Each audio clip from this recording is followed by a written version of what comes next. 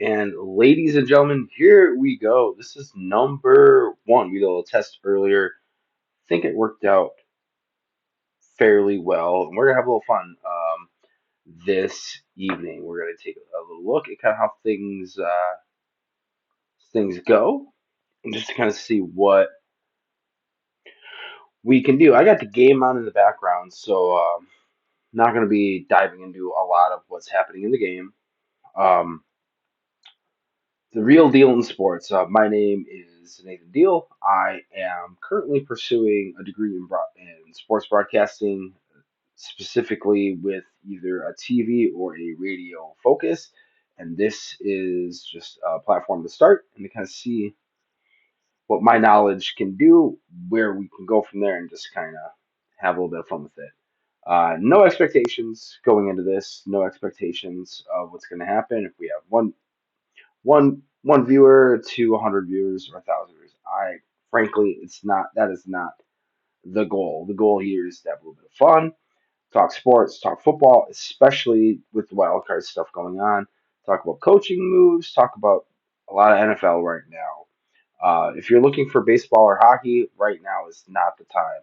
Especially I want to talk about baseball. I might carve some time out on like a Wednesday when football is kind of slow. But Saturday night we have already had one game today.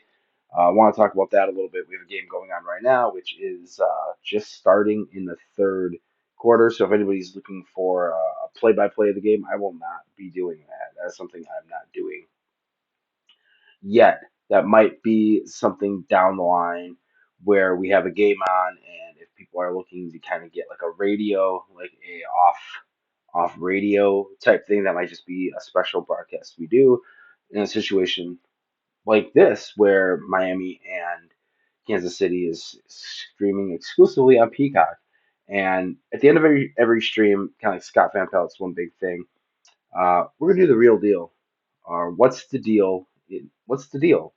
And that's going to we're going to be talking about different subjects from um, things to do within sports media as well as things going on in different verticals within sports. But I want to get started today. We had one football game today. Already one happened down in Houston, and the boy did the Houston Texans take care of business against the Cleveland Browns. Joe Flacco'd. As much as I want to keep saying he's being an elite quarterback, Joe Flacco'd.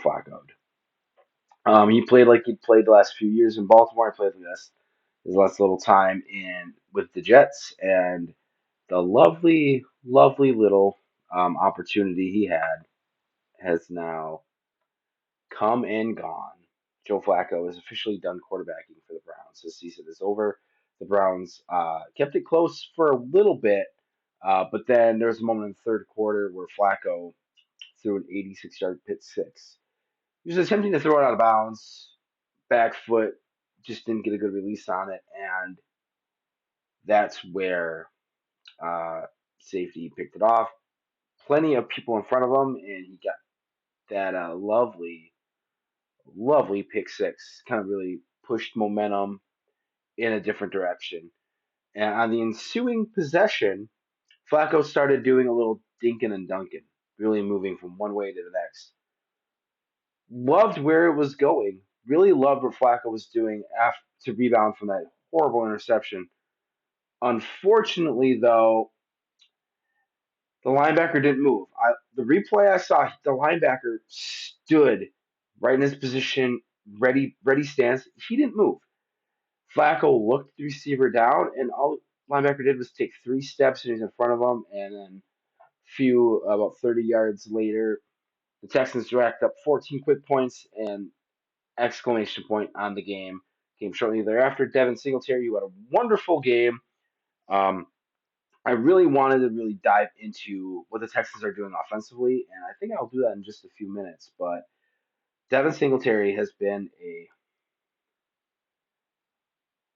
not might use the term savior because that's a little too there, but he was definitely came on at the right point for Houston with Damon Pierce struggling early on in the season, and finally Devin Singletary kind of took the bull by the horns. Had great games. I knew I had my couple fantasy teams, and paid off big time. Devin Singletary had a great game, sealed it with a touchdown. CJ Stroud, officially the youngest quarterback in NFL history to win a playoff game. Big news. This is also the first time a rookie head coach and a rookie quarterback have won a playoff game. We entered the day with 14. We have 13 remaining in this battle of the wills, the battle of the gridiron, whatever you want to call it. But the battle continues. We have one more victim to cross off the list in about quite a long time. Just starting the third quarter. When teams are throwing the ball like this between Kansas City and Miami, and you get incompletions, it just slows the game down quite a bit. But right now, Kansas City's driving. Travis Kelsey's really starting to get into it here in the second half. Miami, Kansas City. This game, I will talk more about leading up to this game at the end. Because my big thing, or what's the deal? The big thing that I'm going to talk about at the end of this. Um, very focusing on Kansas City and Miami. I liked the first half, what I saw from Rasheed Rice. And what I was seeing on X is people instantly going, "Oh, he's going to be a top pick in fantasy." We're going to pause. We're going to pause the playoffs right now. Super Wild Card Weekend. It's great, but let's fast forward here. Let's jump ahead. Let's hit our time machines a little bit and go to August when we are all in our basements, all at our favorite pubs, and we're doing fantasy football. Rasheed Rice should not be your first receiver taken. Rasheed Rice is a wide receiver two, and he should be a wide receiver two in every draft that you do. You need to get an established one, a CeeDee Lamb, an AJ Brown, a Tyreek Hill, Stephon Diggs. Just if you can get a prime one receiver, that's what you do. You don't take a flyer on Hollywood Brown before you take Rasheed Rice, but Rice is a solid number two. If you can stack Mahomes and Rice, you definitely do that. If you can stack anybody with Mahomes, obviously that's what you do. Mahomes is still gonna have great value. I know we're kind of going off topic here, but that's the beautiful thing about this. We have no topics. It is going to be whatever we want to talk about, and we're talking about Rasheed Rice and this notion of him going super high in fantasy football drafts this upcoming season. I don't think so. Keep him in that double digit rounds, 10th, 11th round. If you're desperate for a receiver and you want to try to be Mr. Sleeper and try to surprise everybody, go for it. PPR league, yes, because Mahomes likes to throw the ball. He already has close to 20 completions already in this game. So PPR leagues, nab them seventh, eighth round, but you don't want third or fourth round. You want to leave that for the established elite receivers. Even a DK Metcalf. DK Metcalf, when he's on point, is a very, very dangerous receiver. I love DK Metcalf. I'm interested to see what the Seahawks do with the coach. A lot of conversation about who that will be, but right now those are just moving the needle. We're trying to gauge interest and see what happens. Mike Vrabel would be a great pick with his winning tradition at Tennessee. Even though he had a down year this year, I think Vrabel is still a great coach. Uh, Vegas is doing their due diligence, even though the noise is getting loud. Max Crosby came out today and said he will ask for a trade. One of the best defensive ends in football, their best defensive player, stating if Antonio Pierce does not come back, I'd like a trade. That is definitely noise that if you are in Las Vegas, you don't want to hear. In the front office, you don't want to hear that coming from your number one defensive player. Devontae Adams has come out and said vehemently he backs Antonio Pierce. The locker room seems to be behind him. And if a coach has the locker room, odds are they're going to do a little bit better than they should, which it showed. They went 5-4 underneath Pierce, won a few big games, and that is something that, quite frankly, you can't overlook. Excuse me.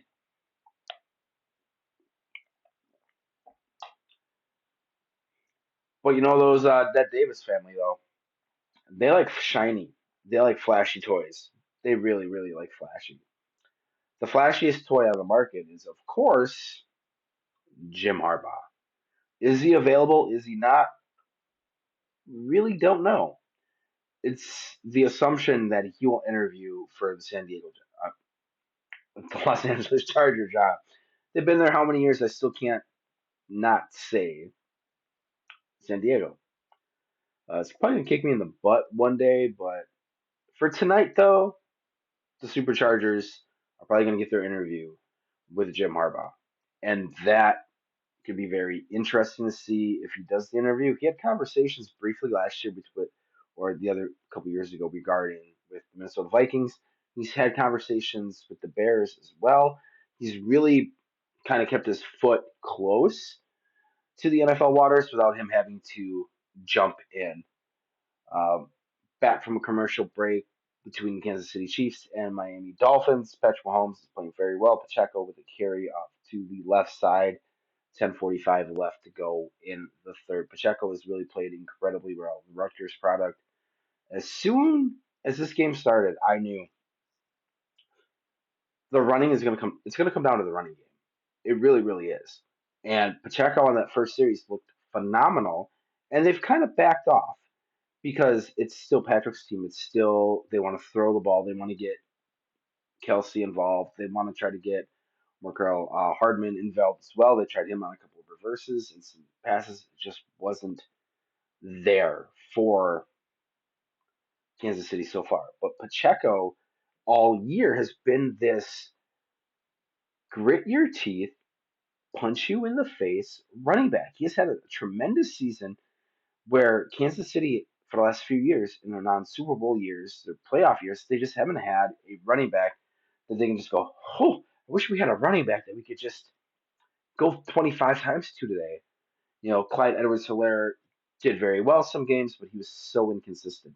Jerick McKinnon is a receiving back, so you really can't rely too heavily on Jerick McKinnon. Tough to do, but they have a guy, they have a dude, or what do the kids say? They have a him. He is him. Is that what the kids say? I don't know. I'm 35. I'm not hip. I don't know what's going on. I wear hats and I support my local high school teams. That is what I do. 16-7 with 10 minutes to go in the third. This has been a very slow third quarter. I've been playing football since I was 10 years old. I played in high school, did a little bit of high school coaching, did some collegiate coaching as well. So I have a decent background in football. It's moving really slow. So it's telling me they're not running the football. They're not keeping the ball moving. This is a good drive for Kansas City to start the second half. They're really moving the ball in a really good direction. A quick, a quick hitter to Kelsey to get him inside the 25 down to the 20. In the red zone here with 9 to go in the third quarter. Big games tomorrow. I've been trying to stream on YouTube as well, and it just failed epically. I was really surprised that all of a sudden we're just not going to work. So I made the switch today, did everything on Twitch today, got this new Streamlabs thing. I don't even know what this does. This is so beyond me. But I want to talk sports and I want to start building up my my endurance for talking. As you can tell, I got a little raspy voice. I've been sick most of the week, still got some stuff going on, but yet I want to practice. I need endurance. I need to do this for a couple hours a night to get used to talking on camera, getting familiar with the camera, hi camera thing, having my own little fun thing up there. I really do enjoy that. Mahomes off the right side gets down to the 5. Patrick Mahomes is show he does this. He's not in the category of Josh Allen or Jalen Hurts, who's going to run the football, or Kyler Murray. He is not in that category of like a mobile quarterback, but he is definitely not a Peyton Manning, Tom Brady. He has always been relatively mobile when he needs to be and when the situation dictates. Where it looks like it did, and he got stood up a little bit with a little helmet to helmet there. Something to look out for here if Mahomes is going to have any effects of that. It's cold. It's like 20 below. I'm in Wisconsin. We're sitting about 5 below right now. I ain't going outside without a shirt on. I'm staying inside. I got a hood. We nice, warm, comfortable. Place of living here. Mahomes throws that one out of bounds. Third and goal. One of the things coming into this game that was a big question mark, especially for Miami, was how are they going to handle so many people being injured right now? The amount of injuries, especially to the defense and particularly to the edge and linebackers, what is that going to do to these situations? Third and short, fourth and short, and third and goal, and fourth and goal. Um, Mahomes is switching helmets. Interesting. Mahomes' new helmet, so that helmet to helmet really did something. So that is something to watch for the rest of this game. Absolutely. I will continue to stream probably the entirety of this game because I want to see the outcome, and this is again an opportunity for me to practice my craft and to see if I'm actually good at what I'm doing and if anybody likes it. If people like it, great. If not, yeah, we'll change it up a little bit. The goal isn't TV, the goal is radio, and radio really doesn't have too much behind it. Third and goal, incompletion through the back of the end zone. Mahomes, a little bit frustrated right now. That drive, the majority of it, he was very collect on it. They went away from the run game inside the five. Pacheco has something there. However, I like the term however. I really, really like the term however. Dolphins defense coordinator is Vic Fangio. Fangio being formerly in San Francisco with those defenses previous. I do know that a Fangio defense does like to bring the heat and have a little bit of fun with it. Fangio has brought the pressure on third down to really force Mahomes to make a decision with his feet, or in that instance, on a third and goal, throw through the back of the end zone. And one of the most consistent kickers in the NFL right now, especially at the end of the year, fell victim to him in the fantasy football playoff. Butker puts one through the upright, 19-7, 12-point lead with about 7.5 to go in the third. With this type of game, that lead might be too much.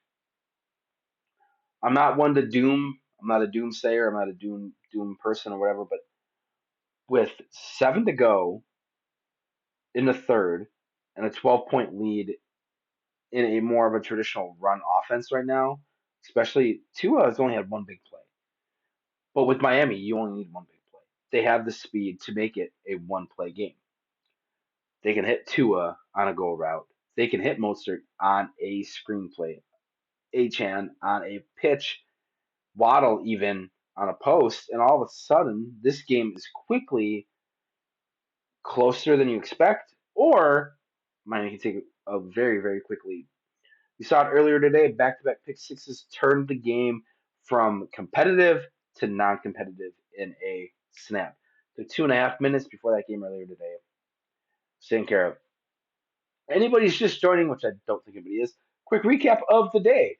The Houston Texans defeated the Cleveland Browns earlier today in the first game of the Super Wild Card weekend, if that is what the NFL is deeming to call it. And they have eliminated the first team from this competition. This playoffs has gone from 14 to 13 teams. Houston has prevailed, and Cleveland, well, they're heading back to Cleveland. I was joking with my son earlier today when watching the game. I asked him, like, "Hey, can you run down to Houston and see if the Browns got off the bus or not?" That was a very famous cliche that my father used. All the times growing up, he'd be like, "Oh, they didn't get off the bus," and again, my father would be in his 60s now. Um, yeah, that's a good cliche, and it really felt that way. That midway through the third quarter, after those back-to-back pick sixes, it really, really felt that Cleveland was not on the bus, or they were still on the bus. They were not on the field. It's just one of those instances where it just happens, and it just happens. A bunch of big games going on tomorrow. I'm gonna take a second here to drink of water, and we're gonna dive into those games tomorrow because I'm very excited to talk about this. The technical difficulties yesterday with trying to stream on YouTube really kind of cut the momentum of a great Friday night. But we're gonna do some wild card previewing night two. We're gonna do that tonight. Saturday night, we're streaming live. This is the Real Deal in Sports. I'm your host, Nathan Deal, student at Full Sail University in sports broadcasting, learning my craft, figuring out if this is what I want to do for the next 35 years of my life. Because trick question, I already am 35. I've already lived half a life. I'd like to do something fun for the next half. I don't want to sit in a cubicle for the rest of my life, if you know what I mean.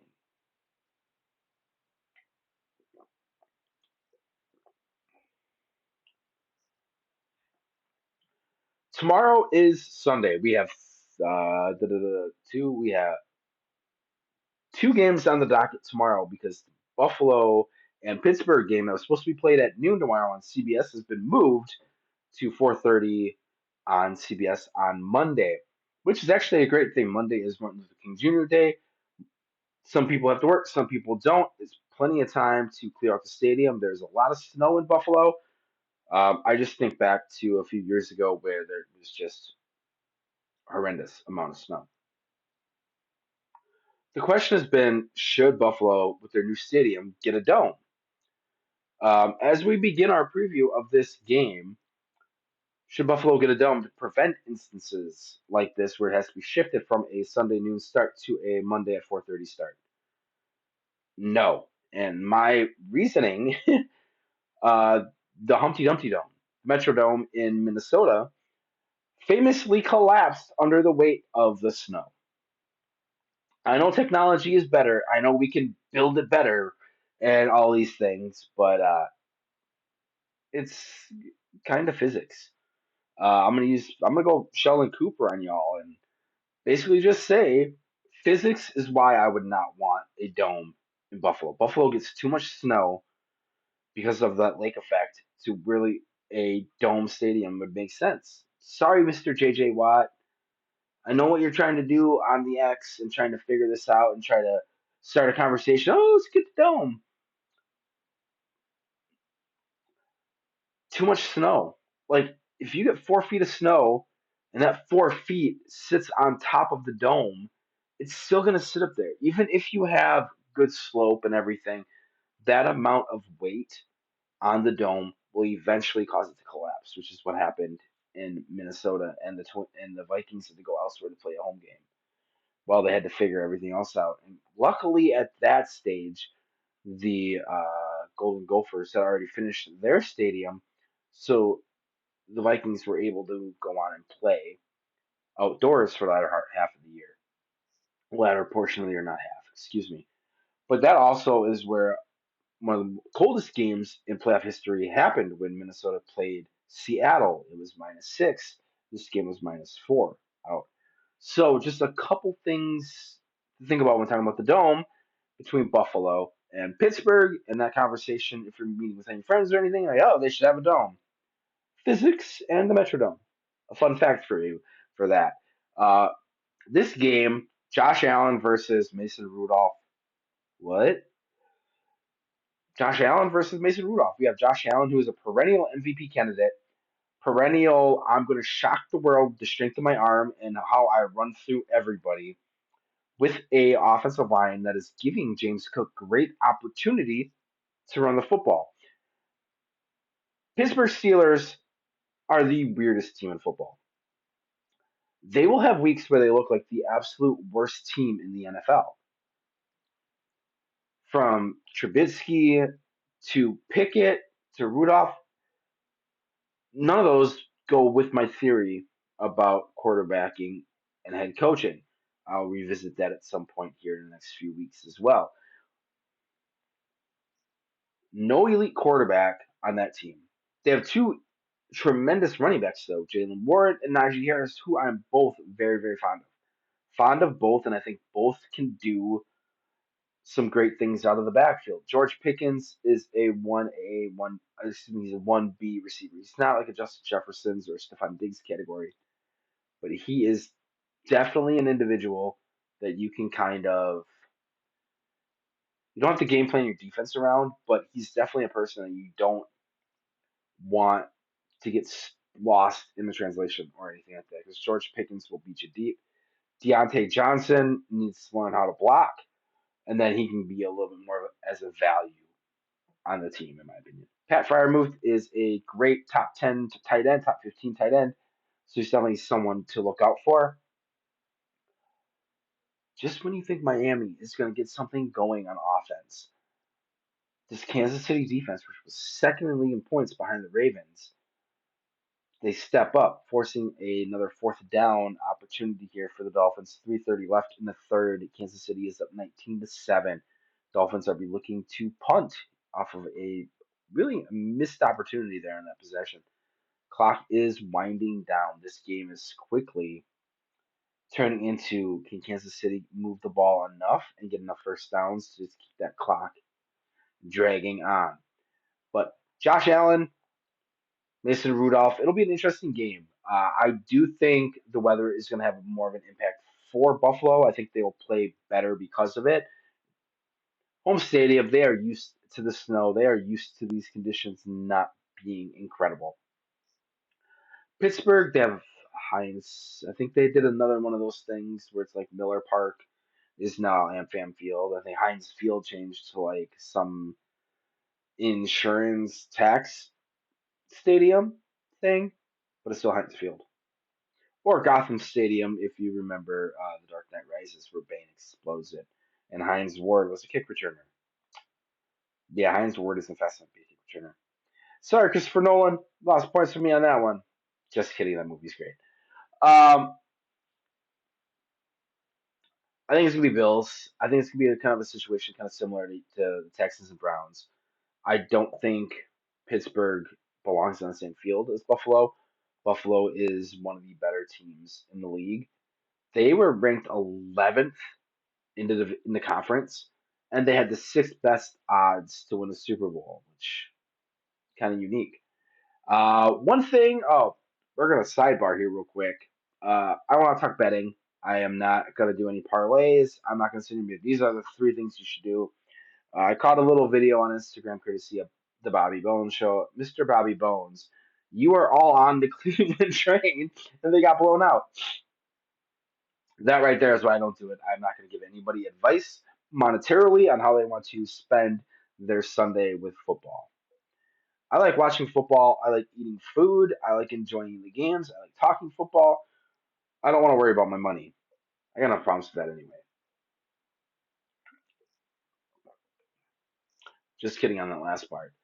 But really, though, I'm not going to talk about the spread. I'm not going to talk about money lines or take the over, take the under. I really don't care. Probably the only one I would care about is points, is to over the under on the points. I think that'd be the only thing I could get into betting on. But even then, Wisconsin, it's not legal to gamble, so I'm not going to be on FanDuel, DraftKings. I'm not going to be like a sleeper or anything like that because I can't accurately give a bet because I can't even do it myself. Um, it's going to be a good game though to start. I think Josh Allen and the offense gets rolling. No Gabe Davis though. So a guy who traditionally has great wild card games and great divisional games. No Gabe Davis, slight concern, but you have Dalton Kincaid and Dawson Knox, two of the better receiving tight ends in football, pairing up with James Cook in the backfield, and you have all-world wide receiver Stephon Diggs, and that is on Monday. Supposed to be the first game on Sunday, but it's been moved to Monday due to weather. So that means the first game tomorrow on Sunday is a NFC matchup between the number 2 seed Dallas Cowboys and the number 7 seed Green Bay Packers. My goodness, this week has been watch out for the Packers. Watch out for the Packers. Youngest team in football made the playoffs. That Jordan Love's been playing really well lately. Aaron Jones, you got to lay out for that, buddy. You just got to lay out for it. You just got to. Mahomes went deep to Hardman again. They're trying to get Hardman involved. Hardman has been on the Chiefs before, so a little bit of chemistry with Mahomes there. But we got a personal foul roughing the passer, so Miami cannot do that. I mean, you can't do that in general, but you can't do that to the Chiefs when they're trying to milk the clock down. But going low, you can't go low. That's the Tom Brady rule and the Carson Palmer rule. Actually, Carson Palmer blew out his knee in the first, was it first game of the year, or was it a playoff game? One of those situations where somebody went low, blew out the knee. In fact, Doris Truly did that to a senior when I was a freshman in high school. Blew out a guy's knee by going low. My fault. You're nose tackle who can't get low. Great throw, decent spot there. Looks like a first down. Yeah, they give him the first down. Kansas City moving the ball here in late in the third. 2 minutes to go in the third. Kansas City moving the ball up 19-7. Time of possession has favored Kansas City greatly in this game. Yardage almost over double the yards and getting close to double the plays. Kansas City's offense did what they needed to do, and that's stay on the field, force the defense to get cold. Oh, Pacheco going to the left gets pushed out of bounds there. Kansas City going to start running the ball fourth quarter. I think it's going to be a lot of Pacheco, a lot of Jerick McKinnon. Packers and Cowboys. Being in Wisconsin, I'm at, she said. You will not see me wearing green, and if I am, it's because I'm wearing the WGBW t-shirt that I have from work. Everybody, get up football. Everybody is just like, oh, watch out for the Packers. Their defense is not good. Their defense is not good. They played a very weak Bear team that if the Bears would have played up to the level they're capable of playing, what it should be Green Bay. The Carolina Panthers put up 30 and should have won. Should have went to overtime, but Bryce Young just isn't there yet as a quarterback. My goodness. There are games that they should have lost and they won. Green Bay is not a good team. On defense, they're not. Their defense is very weak. They have a very sub caliber. They have a C minus defense coordinator in Joe Barry that is just not good. Dallas's offense is the best offense in football, the highest scoring offense in football. Playing at home, where they averaged over 40 points a game until the Detroit game. But Detroit has an above average defense. We'll get to that in a few minutes as well. Dallas has the best receiver in football with having the most undervalued and underrealized season ever. CeeDee Lamb has been phenomenal this year, but if his name's not AJ Brown or Tyreek Hill, CeeDee Lamb isn't getting any credit for the type of season he had. Nothing. CeeDee Lamb had 1,749 receiving yards, and he's one of four receivers all time to have 125 catches and 10 plus touchdowns in a season. Yeah, let's have this quiet season just explode here in the postseason. Let's have Dak and CD go off for 350 and 350 by Dak, 150 by CD. Pollard gets his 100 yards rushing. Cowboys 45-20. That'd be my great day tomorrow. That'd make me the happiest person in the world so I can get on the stream at 9 o'clock on a Sunday night while the other game is going on and I can have this conversation with y'all again and celebrate a Cowboy win. That is what I'm hoping to do. Keeping everything going. They've won the last 2 weeks while I've been wearing my new Dak Prescott jersey. So you betcha me and my gosh darn self will be wearing that jersey and wearing my white hat and enjoying the gosh darn game. Gotta sit in my spot on the couch. You betcha I'm that superstitious because I've been that way since I was 10 years old. Cowboys Packers will be probably the best game of the wild card weekend. It should be the most competitive. It really should. Green Bay has a young offense that doesn't know any better. Dallas has a defense that is overly aggressive. That if you game plan correctly against Dallas, you definitely have an opportunity to really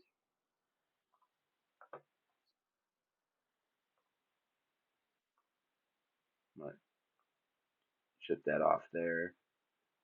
I went and actually checked. Maybe that's where my viewer was. I don't know. But there is this opportunity, though, with Dallas's defense being as aggressive as it is, and as I don't want to say as small as it is, but as aggressive as Dallas's defense is,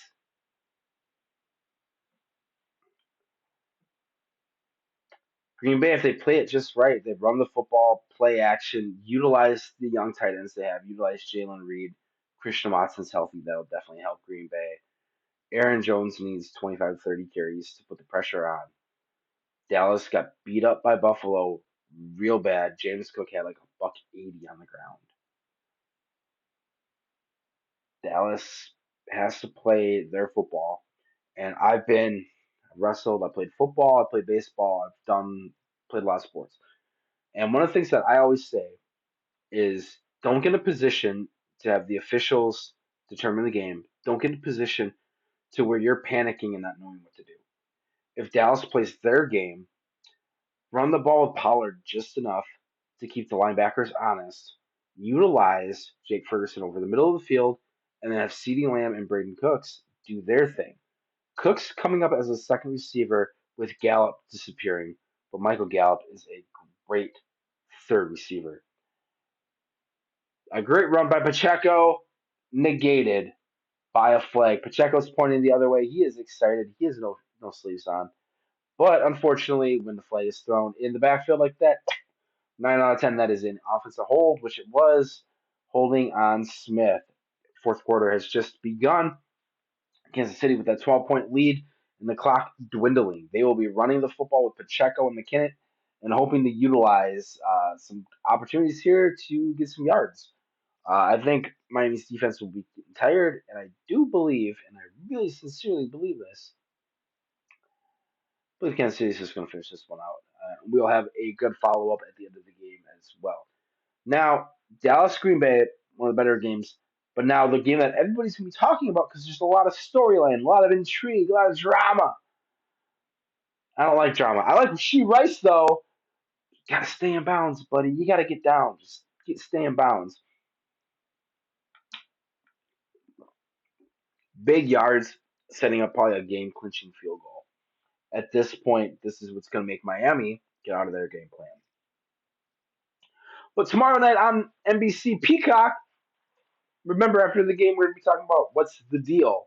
And I'll be going into a topic that I believe needs a conversation about. And not going to spoil the topic just yet. I don't want people running off, but it's going to be a good one, that's for sure. They're going to hand the ball off now and then kick a field goal. I believe that's what Kansas City's going to do here. Miami's trying to get fired up. Clyde Edwards-Helaire. This would be a great time for him to get the ball on the ground and do the Clyde Edwards-Helaire thing.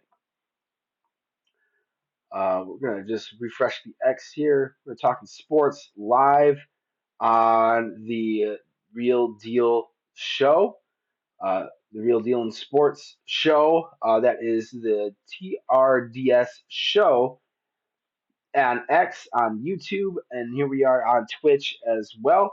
This is what we will be doing nightly. I might take a break occasionally here. Rasheed Rice is at buck 30 catching the ball. Great game for the rookie out of SMU. Huge game for him going on now. A lot of things going on the feed on X. And of course, they have a close up of Andy Reid's mustache. Yeah, we're not going to talk about Andy Reid's mustache. That is not a topic of conversation in this show. This is the real deal in sports. I am Nathan Deal. Talked about myself previously already, but for anybody just joining, I just like to kind of refresh and let everybody get to know me, why you are here enjoying this broadcast. Been going strong for about 38 minutes, 39 minutes. Opening night of the Real Deal in Sports on Twitch. We've had a stream or two. We've had a video posted on YouTube, and we've had a stream on YouTube already. So a couple videos already on YouTube. Trying to get the endurance, trying to get the knowledge there. Oh, that's a intentional grounding. Nobody was there. He was in the tackle box. That's intentional grounding. You can't point to a guy who's standing next to you, bud. Sorry, Patrick. Did he get the call? You got the call. Yeah. Game tomorrow night. I will be talking a little bit about that. Might do a little play-by-play on for Sunday Night Football. We're gonna have the Los Angeles Rams and Matthew Stafford going up against the Detroit Lions and Jared Goff. And no, I did not say that incorrectly. That is accurate because they traded Stafford for Goff or Goff for Stafford. I think it was Goff for Stafford. Sean McVay brought in Stafford, wins the Super Bowl. Matthew Stafford got his big old fancy ring. Yeah, I don't have one either. No big deal. It will be a game of two offenses that really can get after it and really can score points.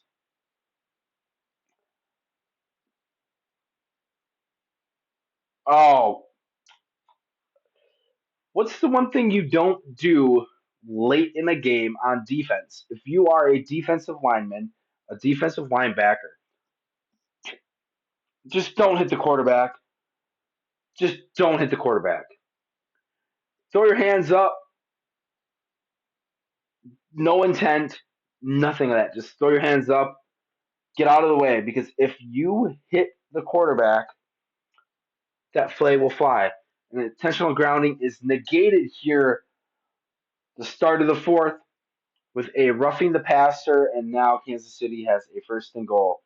We're going to see that running game now. I believe Pacheco or Elaire might be able to break through this defense. This defense is getting tired, and I really think Pacheco is going to break one here to get his touchdown of the game. 13 minutes to go in the fourth. Kansas City up 12 still. 19-7 is the score. This is an 11-play drive going 61 yards, taking about 5 minutes off the clock, which is exactly what the Kansas City Chiefs need to do at this point of the game. Rams and Lions, two of the better stories in football this year. The Lions getting back to the playoffs, one of the few teams that rarely ever goes to the playoffs. Now they have an opportunity to really do something about it. I do believe it's going to be something interesting to see and to find out here. I'm interested to see what the Lions can do. The whole ineligible conversation, I'm going to have that talk. I haven't had a chance to have that talk. I've had it with friends, but I'm going to put it out here on the internet. Lions fans, come at me. I don't care because you don't understand football if you believe he was whatever the situation was. Football has a couple of rules. One of them is the eligible receivers have to be on the end of the line of script, end of the offensive line or the line of scrimmage. They have to be on the end of it. They have to be uncovered. There are two positions called split end and the tight end. Those are the two positions. You got a split end, tight end, and a flanker.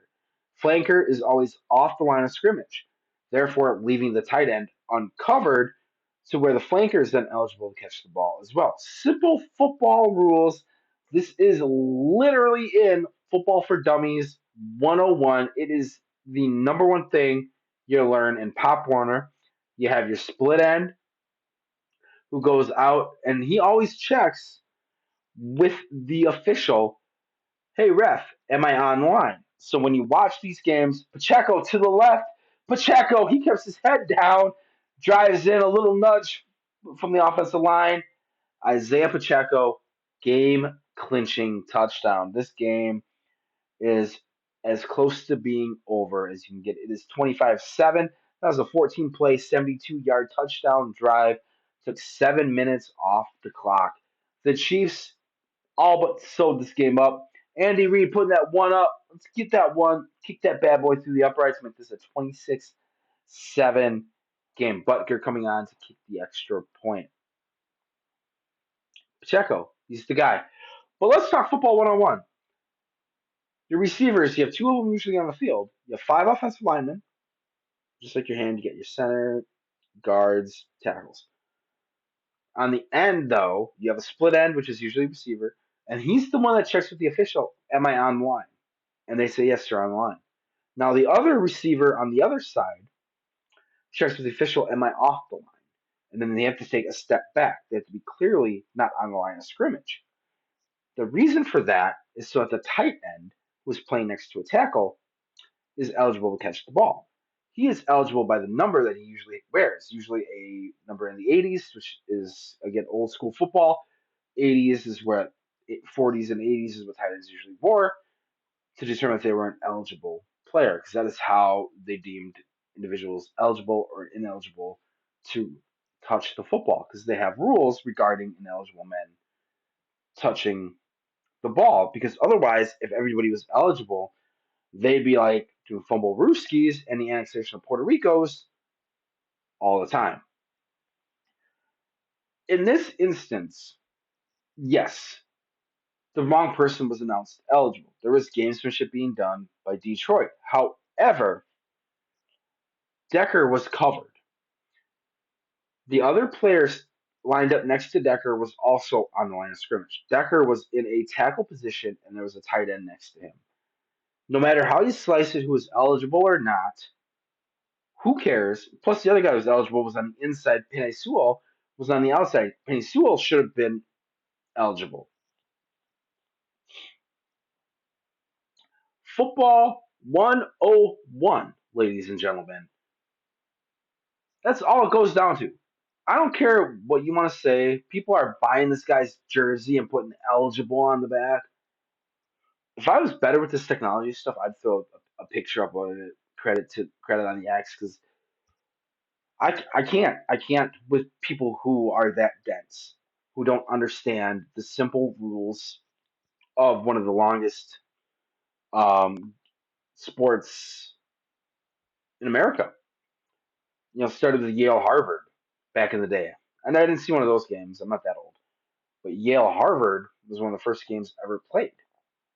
The Acme Packer Corporation, Chicago Bears, the Chicago Cardinals, even going all the way back. They had rules, and one of the rules is that an eligible man cannot touch the football if they are not ruled eligible. So you have instances where an extra tackle will come in, but he'll be ruled as eligible because he'll line up in a jumbo package, is what it's called. However, the Lions messed it up completely with their gamesmanship, and it cost them. It cost them. Yeah, Lions are 12-5. They've had a great year. Very competitive team. Very good team on offense. They have a great dual running backs in David Montgomery and Jameer Gibbs. Gibbs is a rookie. Gibbs and Montgomery both had over 1,000 yards and 10 touchdowns, I believe. So they're one of the first teammates to do that in a long time. I'd have to get the stats on it. I don't have them right in front of me. I don't write notes out and be like, "This is what we're going to talk about." I'm giving myself an hour, 2 hours, whatever the case may be, to talk sports and have conversations with great people as we build this. As this is our inaugural, our opening act, our day one here on Twitch. We have two videos up on our YouTube at the Real Deal in Sports on YouTube. So go look us up there to check out those videos. I talk about head coaching and the coaching carousel in both of them. Really emphasize. I had a lot of conversations about that, and you can check the videos. I called it. I called Bill Belichick. He was going to be stepping down sooner than later because I felt Mike Vrabel was going to be tapped for New England. But Gerard Mayo, I forgot about this. I knew this. I knew this, and I forgot about this. Gerard Mayo was in fact the predecessor for years. And I believe I remember hearing it a couple years ago when they were talking about Belichick leaving with Brady. When Brady left, it was the conversation then. Gerard Mayo is going to be the one to is the predecessor to do so. However, I completely forgot about it, and I thought Vrabel was going to do it. Now, did Belichick leaving and Gerard Mayo getting that job right away, does that prevent Vrabel from being a head coach this year? Some new developments. I'm not going to talk about them now because it's playoffs. Probably Monday or Tuesday. Probably Tuesday. I'll have a nice conversation regarding the coaching carousel. Who's doing what? Who's going where? Steve Wilkes has said I already had multiple interviews with different teams. Whole bunch of stuff to catch everybody up on. We'll do that probably Tuesday. Wednesday we'll talk a little bit more playoffs, but probably Wednesday we'll do a little Wisconsin recap, talking about Brewers, Packers, Badgers. As much as it hates me, much as it irks me and pains me deep inside to talk about the Brewers and the Packers, I do live in Wisconsin, and I think I should throw Wisconsin the proverbial bone. Jalen Waddle getting into the game. We have a sighting, a Waddle sighting. Um, Finally getting some passes his way. I do believe that if Miami wants to make this competitive here, the last 10, 12 minutes, the last 10 minutes of the game, 9:40 left to go, 26-7. Miami needs a big play, and they need a big play in a hurry. They have the offense to do it. They're one of the fastest teams. Oh, 85 with the catch over the middle. Big catch for him. That was Krakoff? I don't know his name. But take a look up here. We got our socials on the X. And it'll rotate through. We got on the X, on Twitch, where hopefully you're watching this now at the Real Deal in Sports, the TRDS show, and then on YouTube, the TRDS show. This is exciting for me. This is hopefully exciting for everybody else when you get a opportunity to watch this. This is for endurance. This is for me to showcase myself that I can do this, taking the sporadic break for a drink of water. Please stay hydrated out there. We don't want anybody getting sick or ill. Quick pitch out. Too fast of a defense. Number 32 really held him up. Mostert did not have an opportunity to get that flat play going. 26 to 7, 8 minutes to go. Second down. This is really getting down to that crunch time. Um, Big story. Amon-Ra St. Brown had a fantastic year. He loud, seemingly and quietly had a good year. Amon-Ra St. Brown was here, decibel level. You decibel meter, you. Amon-Ra St. Brown had a much better game, much better season than I think a lot of people want to talk about. And he's letting everybody know that he had a great year. Tua gets out of bounds, first down, stops the clock, gets out of bounds, 7:58 left to go in the fourth. The Dolphins trying to make it competitive here. They're still down by quite a few scores, 26 to 7. This is a 19-point lead with not a lot of time remaining.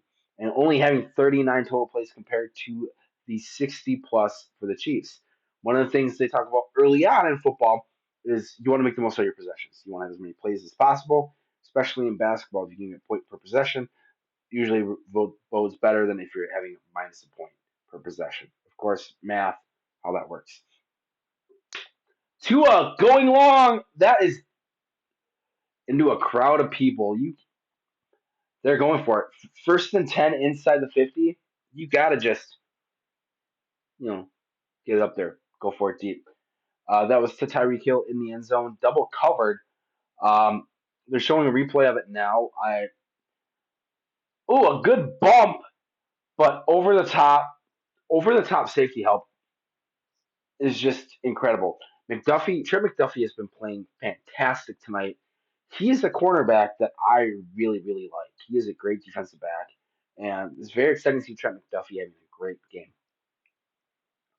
One moment. That's behind the line of scrimmage. That's a fumble. But it got out of bounds. Oh my God. This game is getting good here. Trying to get Achan out in the flat again. Trying to get these running backs an opportunity to use their greatest asset, their speed.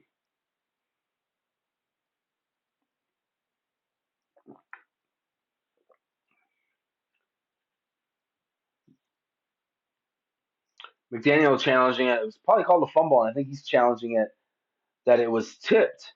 So therefore it would not be a fumble or an illegal backward pass. Oh yeah, that ball got tipped. Clearly got tipped. Yep, 95 got a bit of that one. All right, 1 second here. Wisconsin dry weather here in winter time in Wisconsin. We just got dumped with, in some cases, over a foot of snow here in Wisconsin. Crazy outside. A few days ago, you could play football outside and not need snow pants, and now you need to get your snow machine to get around. Pretty crazy. Well, we talked about the Lions. They have their offense is definitely their strongest point. Their defense plays very well. Also, they have one of the best young defensive ends in football, in Aiden Hutchinson from Michigan, who just won the national championship. Aiden Hutchinson is going to make things very difficult for Matthew Stafford. Stafford is getting old. He probably has a year or two left as well, and we'll talk about quarterbacks in another thing I want to talk about at some point as well. Quarterbacking and its correlation with head coaches. Big game for the defense. Can Aaron Glenn cement himself as a true head coaching candidate with a great game against Los Angeles? I'm excited to see that. I'm excited to see what the Lions can really do defensively against a Ram team that is coming in hot. They have momentum. They're playing great football when they need to. Matthew Stafford has won a Super Bowl already, so he has experience, which again, if you look at that NFC roster, you know what? We're going to sidebar for a second. San Francisco, Brock Purdy, no Super Bowl. Dak, no Super Bowl. Baker Mayfield, no Super Bowl. Stafford, Super Bowl. Jared Goff, no Super Bowl. Or Jalen Hurts went to a Super Bowl. He went to a Super Bowl. And then Jordan Love. Matthew Stafford is the only quarterback in the NFC that has not won a that has won a Super Bowl. The AFC had Joe Flacco. He's won a Super Bowl. Patrick Mahomes has two Super Bowls. Something to look out for. Honestly, that is something to me that I think can't be overstated. Can't be understated. Excuse me. That having a winning quarterback is exactly what you need in the playoffs in the NFL to get there. Very, very interested to see how that plays out. So that's going to factor into this. But the Rams, led by Matthew Stafford and a dynamo of a running back in Kyron Williams, who, my goodness, he took the Fantasy Football League by storm the last part of the year and really turned it on and became RB3, I think he ended up as, because Mostert was number one, number two. Well, McCaffrey's number one, Mostert was number two. I think it was Kyron Williams at number three. Jameer Gibbs was in the top 10, so with David Montgomery. On the receiving end, tight end Tyler Higbee does very, very well. He's a great receiving tight end. But then the secret weapon, not Cooper Kupp, one of the best receivers in football, but Puka Nakua, who broke two rookie records this year. Most catches by a rookie and most receiving yards, which has been standing for like 60 years. Puka Nakua had a loud year. Everybody knew about Puka. He came out when Cooper Kupp was hurt, and Stafford found him early and often. He only had 5 touchdowns, though.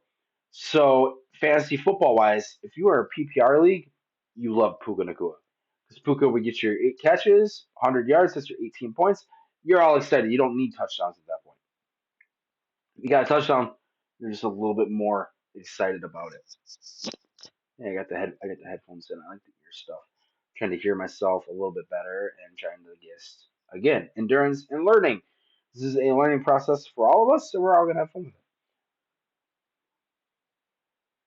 it. It is going to be a great game tomorrow night. That game I will kind of similar to tonight. I'll have it. It won't be you won't hear it. I'm not going to get copyright infringement. I'm not going to get flagged by the system and suddenly not have be able to do this. To be smart about it, we're gonna have it on mute, so it's not gonna be going on in the background as much as I like background noise. I don't want background noise in the stream. Definitely an opportunity here for the Chiefs to kind of put the game away. They are trying to stay as warm as possible. Looks like Tagovailoa is on the bench, trying to get warm here in a below uh, freezing, sub-zero, uh, below freezing temperatures, below zero temperatures. Excuse me. It took me a minute to get there.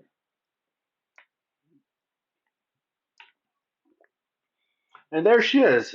Taylor Swift is on the screen, sitting next to Mama Kelsey, and with Brittany Mahomes nearby. Uh, run, Rudolph. That is all you need to do if you are the Kansas City Chiefs. Um, I think they're talking playoff bracket right now. I am very interested to kind of see how this goes. Um, I want to get through this preview here, and then quickly talk about Eagles and Buccaneers. This is gonna be a quick one, I think. Rams have the offense. Rams defense can be competitive, and they are looking to just with Raheem Morris, who also like Aaron Glenn wants to put together a nice game, so he has an opportunity to get a head coaching position. I think Raheem Morris is a front runner in Tennessee. You can put that one to the bank, maybe, possibly, not so much. I think it'll be a Rams win. I think tomorrow we're gonna have a Cowboys victory. I think it's going to be 45-20 win. I think the offense is too much. And the Rams and Lions, I think it's going to be about 31-24-27 type. I think the Rams are going to score late in the fourth to get the win. Lions are just not going to have enough to do. I think Jared Goff Even though he statistically plays very well, I do believe there are moments where he doesn't play that well. I think Jared Goff is going to let the Lions down, but it's going to be another motivation for next year.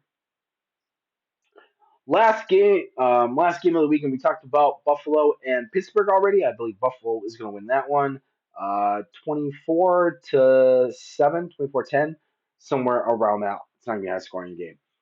But Monday night, are gonna have some fun in Tampa Bay. The Buccaneers won the NFC South, and they will face the NFC East second team, the Philadelphia Eagles, who started off 10-1, but had a disastrous end to the season.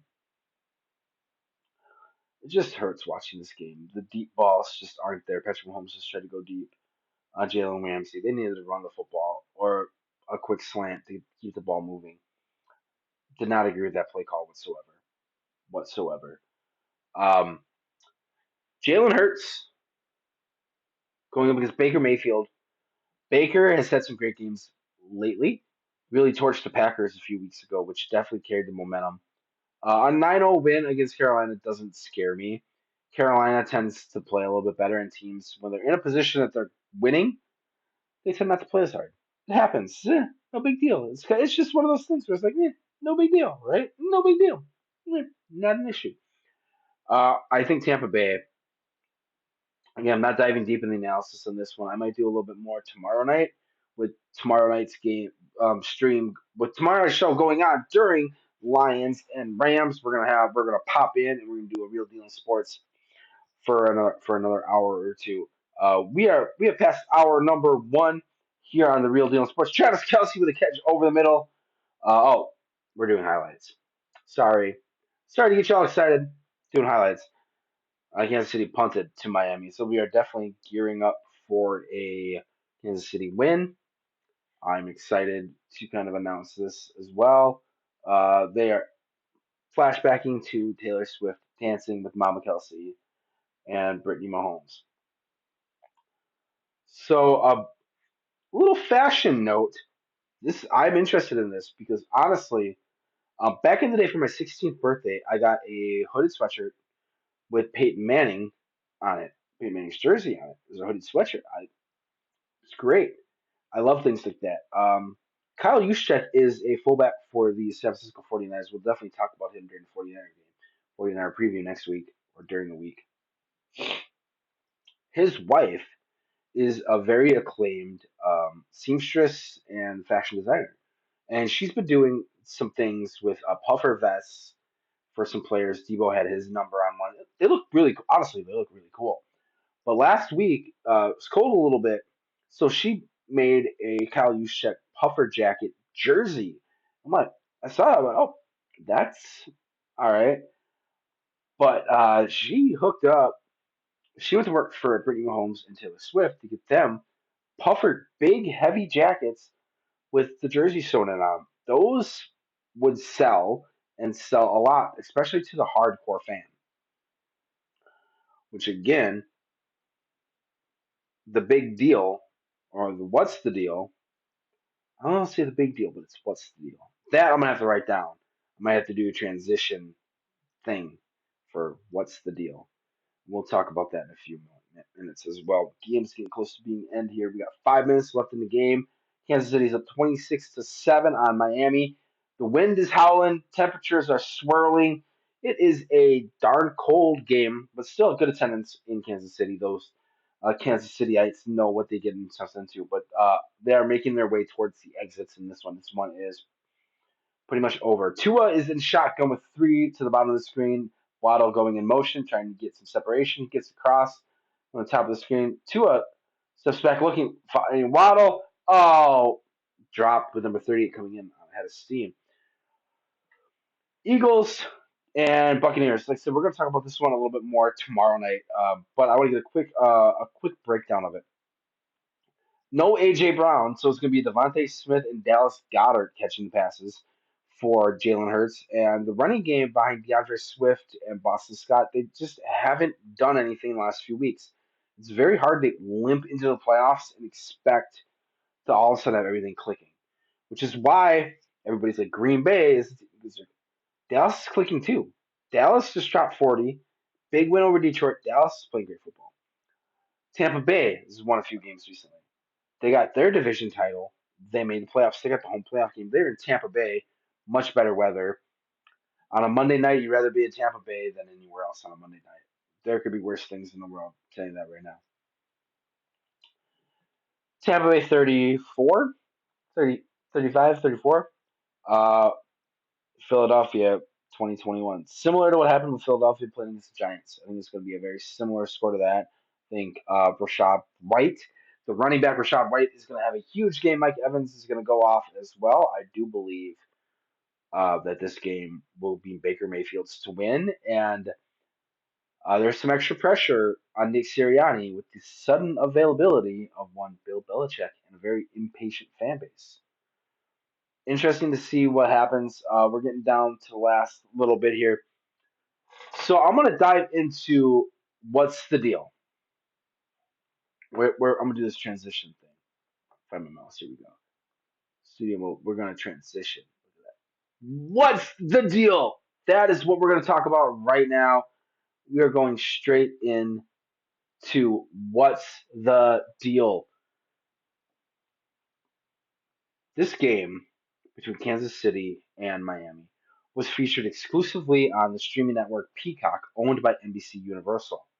However, if you're in the local markets between Kansas City and Miami, the game was available on your local NBC provider. Kansas City, there's an issue with the provider, though. They're having issues with DirecTV and the contract negotiations between the local provider and DirecTV. So if you were in Kansas City and you had DirecTV but no Peacock, you were not able to watch this game. Early on in the week, I've had conversations about this. I have been trolling anybody and anyone on the X regarding this situation. Peacock, NBC Universal owns Peacock. NBC Universal spent billions of dollars to get the rights to a wildcard game. They might have a divisional game as well. So a wildcard divisional game, right? They're gonna have one of those, as well as Sunday Night Football. They've paid billions of dollars. This is not corporate greed. This is not anything along that line.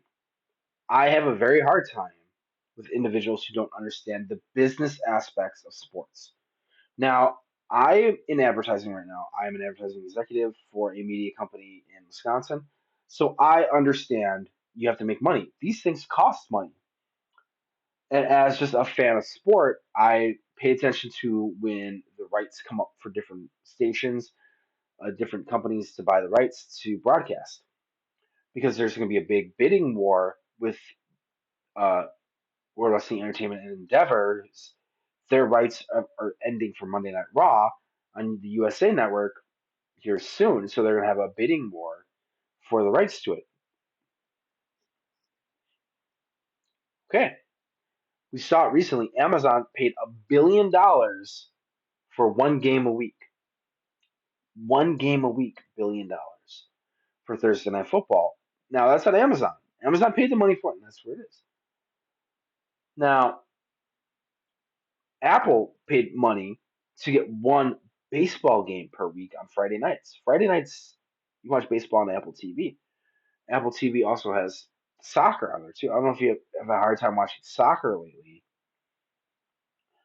but I don't believe soccer is on ESPN. I believe it's all through their soccer pass through Apple.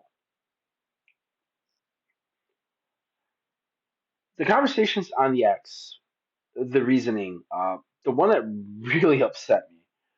Um, what about Grandma Sonia, this 90-year-old Grandma Sonia, who loves her Miami Dolphins, who lives in the middle of Iowa, who doesn't have internet, who has her over-the-air antenna to watch to get her NBC, CBS, and Fox, because that's what she grew up with, right? What about her? All right, 90-year-old woman.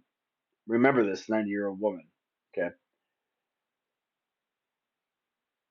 The other individual is the 55-year-old male who doesn't want another streaming service, who doesn't want to watch the game. All right, 55-year-old male, got 90-year-old woman. 50. All right. We got a male in his 30s, okay, who has Peacock. He's going to watch the game anyway.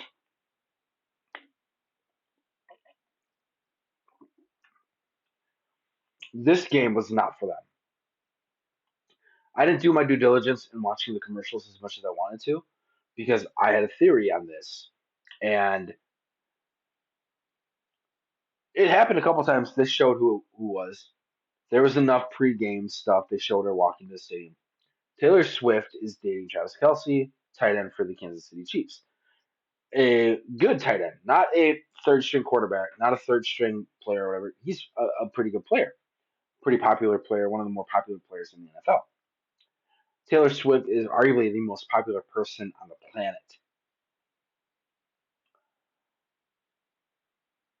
That was wonderful. Oh my God, that was out of throw out of play by Tua. That was great. Um, Taylor Swift was featured a few times in this broadcast.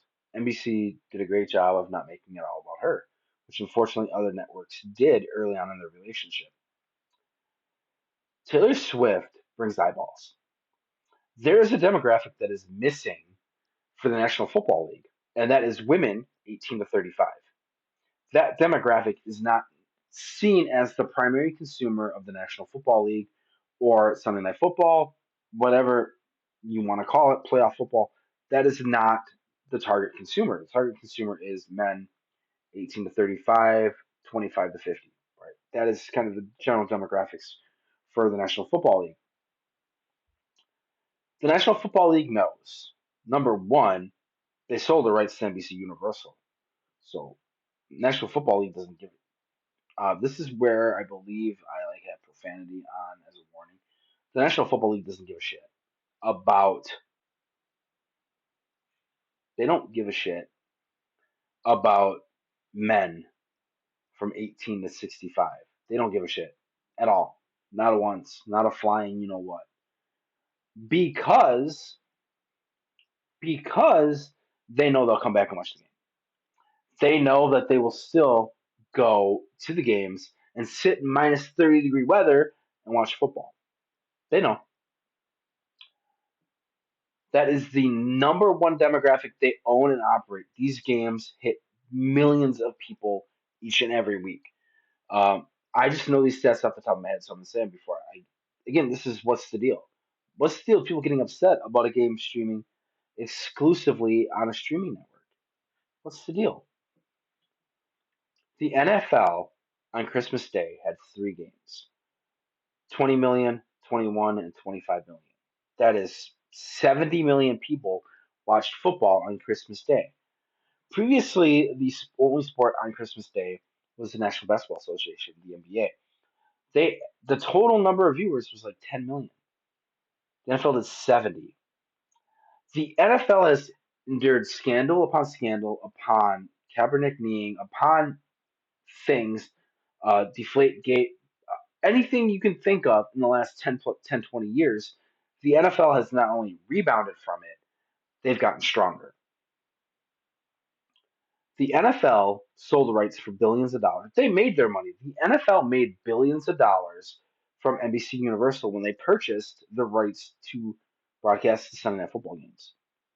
NBC Universal owns a streaming company called Peacock, where they have a bunch of different things on there. It's Universal, so there are movies that come on there that might have been in theaters, but they came out on Peacock instead.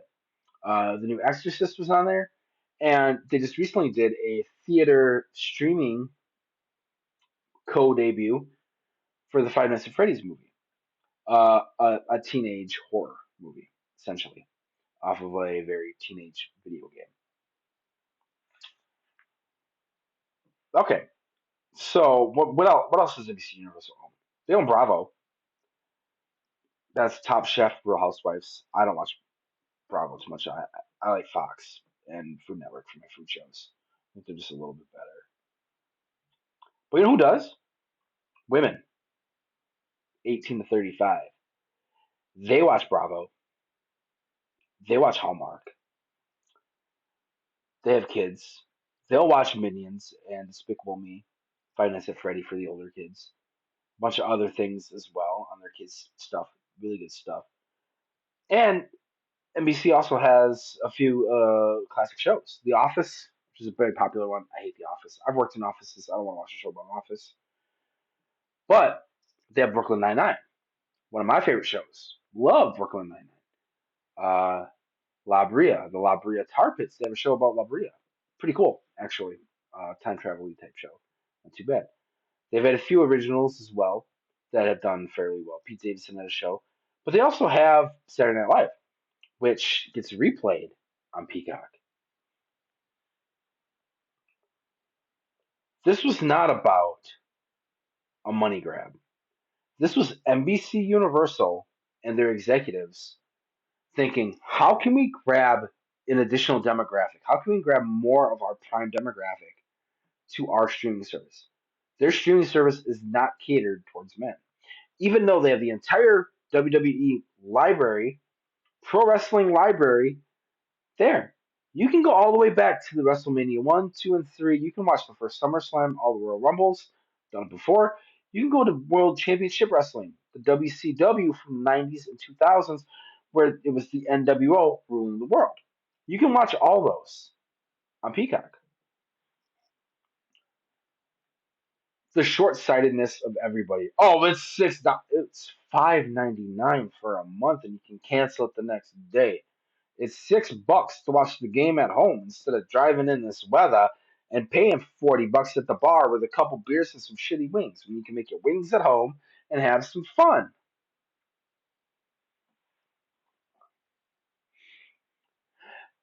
It's the outrage. Oh, we gotta boycott. We gotta boycott. If we don't do it, they won't ever do it again. Wait until Amazon pays the NFL $30 million to have every game be on Amazon, and the networks agree to it because the networks then they don't have to pay that. They don't have to pay billions, even though their advertising money makes up for it, because they make billions off the NFL. So they have to find a different form of revenue. Amazon or Apple, one of the two, because they have the most cash on hand between the networks. They really do. Is that a fumble? Did they fumble? Clyde Edwards-Helaire, you got one goddamn job with less than 2 minutes left in the gosh darn game is to hold on to the football, Clyde Edwards-Helaire. You need to get some stickum and hold on to that dang football. I tell you what, right there, that just makes me ornery than a you know what and you know where. Well, checking in on the game as I'm going on. What's the deal?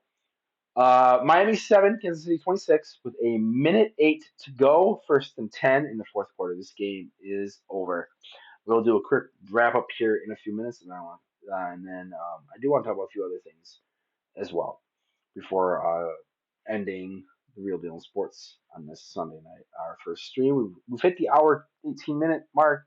Staying in bounds, Miami getting the first down and staying in bounds. They know the game's over. They're just going to move the ball. They're going to play competitively. I love this. We started today with 14 teams remaining in the NFL season. 14 have entered the playoffs. Two have played already. One has moved on to the divisional round. Now our another two have just played. One more advances. We are down to 12. The next team to be eliminated from this tournament, excuse me, is the Miami Dolphins. Thank you, Mike McDaniel, for a great season.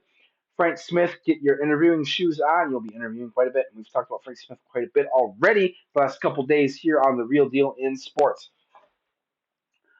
To close my What's the Deal thought on Peacock streaming a game exclusively. Eventually, this will go exclusively to streaming, and the NFL will move on from cable providers, and cable will cease to exist. It is slowly starting now.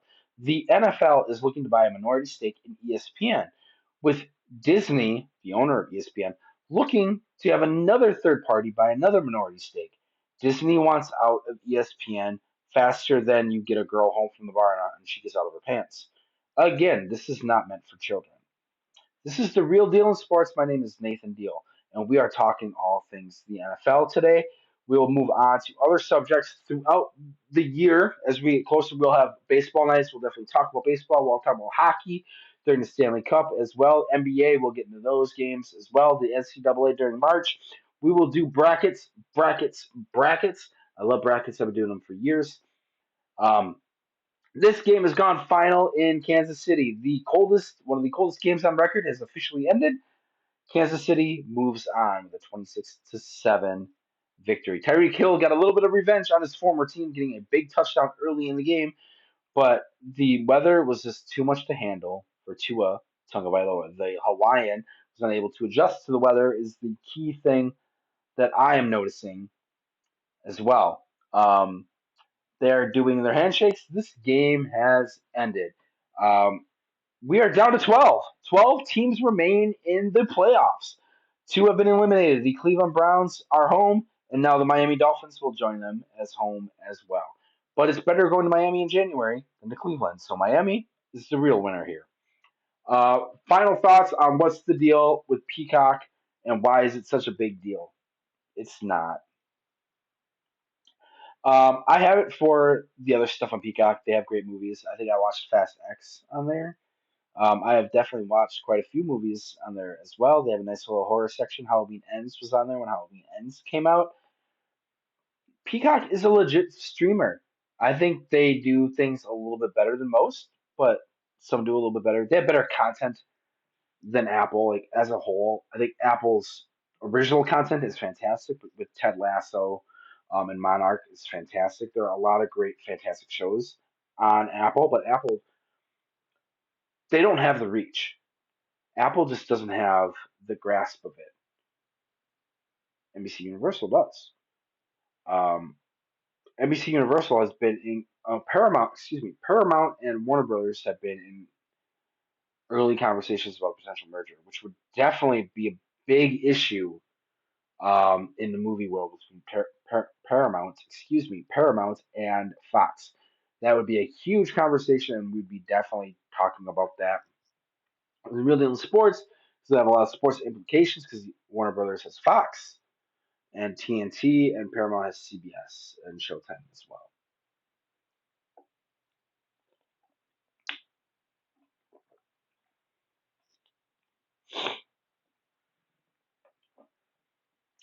It's a streaming service. It's $6. Cancel it tomorrow, or not, and watch the Royal Rumble on the 27th.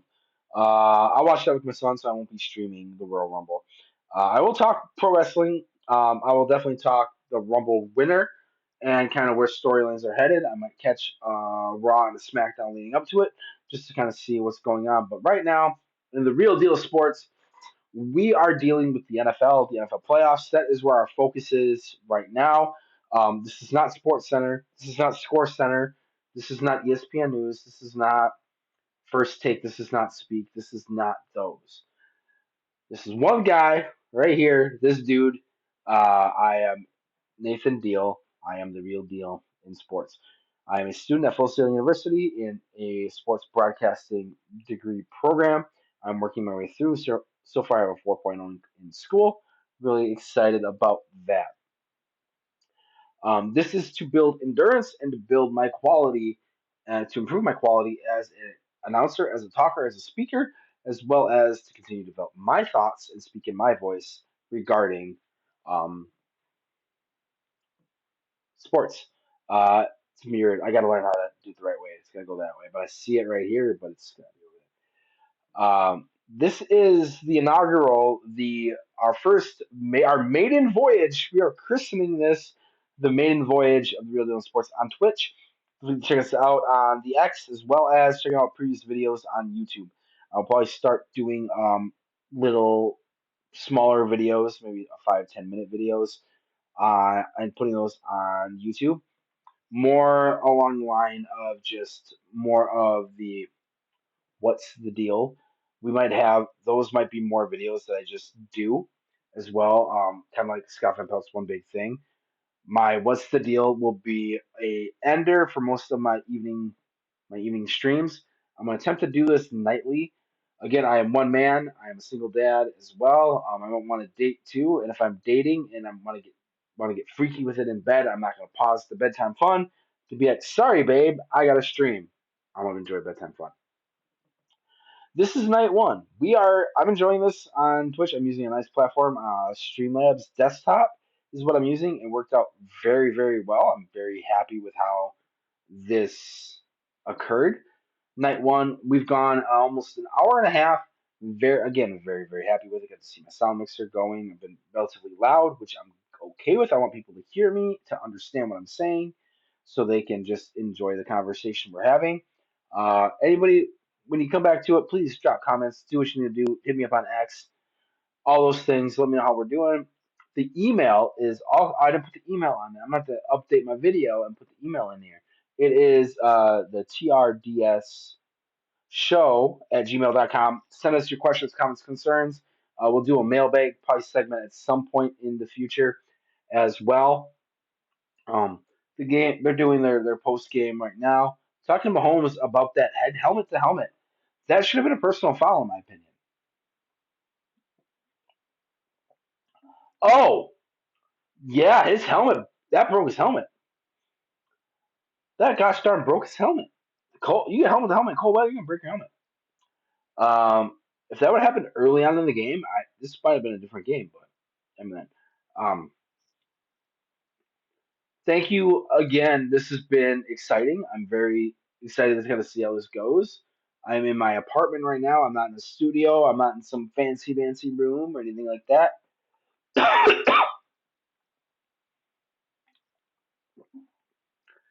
Wisconsin and the dry winters, man, gets me.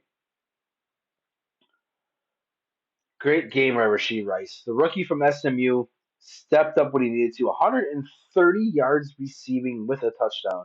Played very, very well tonight. Patrick Mahomes did his thing, did just enough to win. Which going into this game, I knew that if Mahomes outplayed Tua just enough, he was going to win. Our next our next live stream will be tomorrow. I'll put it on the schedule. For probably tomorrow is Sunday. Excuse me. We'll do probably about another 9 o'clock start. I think 9 o'clock works out pretty well because then I'm not too tired. If something goes wrong, we can get this working and we can always come back at 10 o'clock. Uh, Thank you again. Don't know if we're gonna kind of dive into anything else here. Just saying thank yous here. I might hop off and then hop back on again, but I don't think so. I'm trying to think of anything else we can talk about here.